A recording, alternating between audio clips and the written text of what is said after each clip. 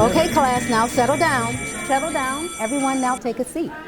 Hello, and welcome to our back-to-school edition of Farmington Hills in Focus. I am Professor Nguyen, and today we will cover school bus safety, a safety tip about power banks, and a preview of exciting new events at the Hawk. Now, doesn't that sound fun, class? Now, class, Mr. Mekchin has our first presentation of the day. Gary, please make your way to the front of the room. Hello everyone, I'm City Manager Gary Mekchin. Well, with the kids headed back to class, we thought it might be a good time for a lesson on school bus safety. Officer Nick West from the Farmington Hills Police Department has our school bus safety tips. Nick? As we start the new school year, you're going to encounter more school buses on the roadway. I'm Officer West, and I have a few traffic safety tips if you encounter a school bus on the road. Prepare to stop when you observe a slowing school bus when its flashing yellow lights are activated. Once the bus comes to a stop, the bus driver will activate the flashing red lights and extend the stop sign, requiring drivers to stop. Stop at least 20 feet away from the bus when the red lights are flashing. Wait until the bus either starts in motion or deactivates the flashing red lights before proceeding. A question drivers typically have is, when do I need to stop for a school bus? On a 2-lane road or multi-lane road without a median, drivers in both directions must stop. This includes roads such as sections of Orchard Lake Road or 12 Mile Road that have center turn lanes. If there is a median dividing the roadway, then only the drivers traveling in the same direction as the bus must stop. Sometimes if a school bus can pull over to the right out of the roadway, allowing traffic to pass, and students do not have to cross the road, you may see bus drivers only activating their flashing hazard lights, similar to what's on your personal cars.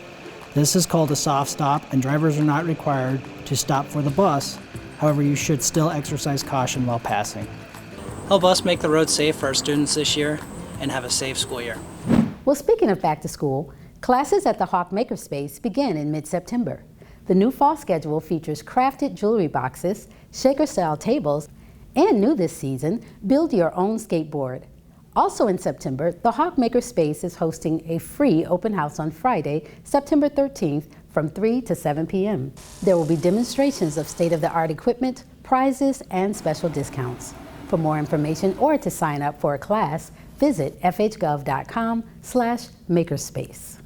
When it comes to live entertainment at the Hawk Theater, the new season has some exciting performances lined up, beginning with the Detroit Symphony Orchestra on Tuesday, September 17th. The tickets are free, but you must reserve them in advance. Other exciting guests coming to the Hawk include a Kenny Rogers Dolly Parton tribute, a Johnny Cash tribute, and the ultimate ABBA tribute. In January, comedian Mark Boyd. The Detroit Sound Conservancy returns with their unique blend of talented musicians. Those are just a few of the many acts appearing during the new season live at the Hawk. For details, head to thehawktheater.com. Would you like an inside look at the daily operations of the Farmington Hills Police Department? Applications are now being accepted to join the Farmington Hills Citizens Police Academy. A new session begins on September 25th and runs until November 27th. During this immersive program, community members will have a unique opportunity to gain insight into law enforcement practices and procedures of the Farmington Hills Police Department. If you're interested, fill out an application which can be found on fhgov.com.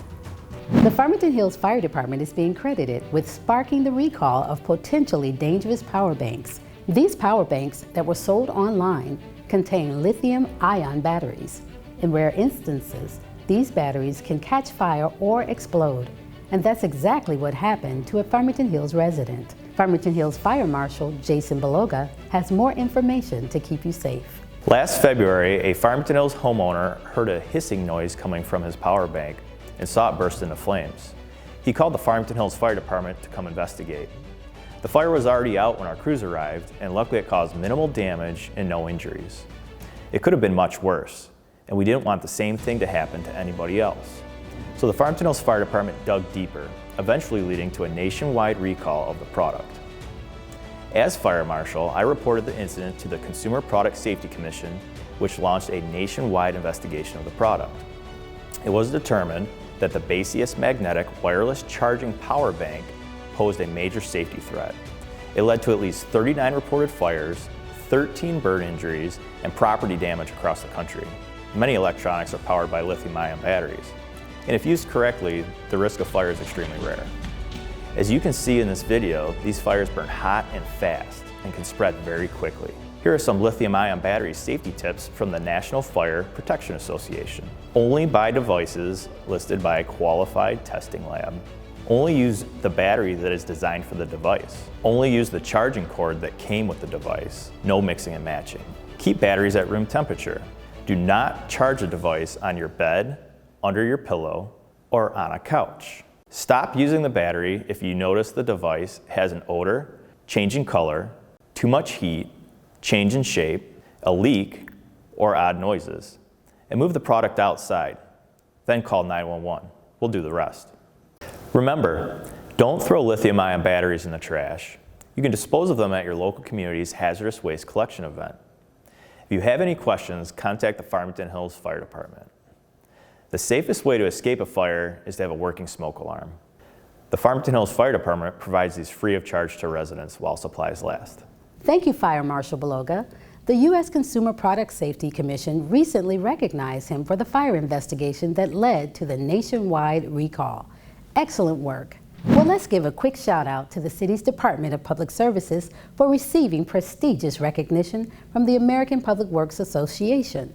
The department has successfully achieved its third consecutive accreditation from the APWA, making Farmington Hills the only city in Michigan to be accredited. And just a reminder, all city offices will be closed on Monday, September 2nd due to the Labor Day holiday. All garbage, recycling, and yard waste pickup will be delayed by 1 day during the week.